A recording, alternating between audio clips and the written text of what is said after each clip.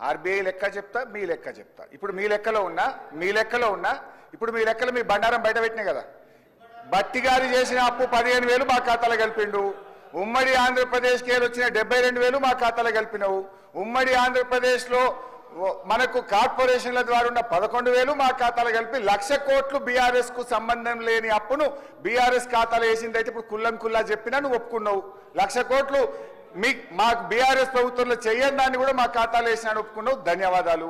ఇక రెండవది ఇందులో ఇంకొక 2 ఉన్నాయి అధ్యక్ష. గవర్నమెంట్ గ్యారంటీ ఇవ్వలేదు, గవర్నమెంట్ కట్టవలసిన అవసరము లేదు. అది ఎంత అంటే 59,000. గవర్నమెంట్ గ్యారంటీ ఇచ్చింది, గవర్నమెంట్ కట్టవలసిన అవసరం లేనిది 95,000 కోట్లు. ఈ 2 కలిపితే ఎంతంటే అధ్యక్ష, గవర్నమెంట్ రాష్ట్ర ప్రభుత్వ ఖజానా నుంచి కట్టవలసినటువంటి అవసరం లేని డబ్బు 1,54,876 కోట్లు.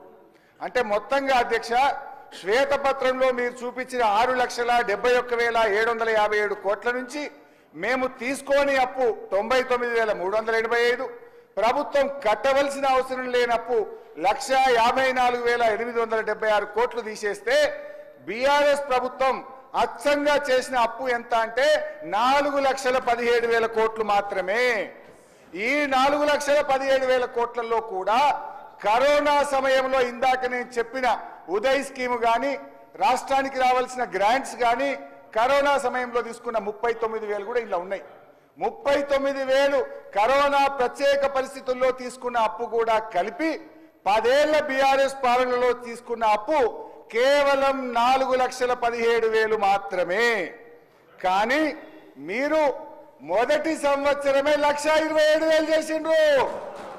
మేము 10 ఏళ్లలో 4,17,000.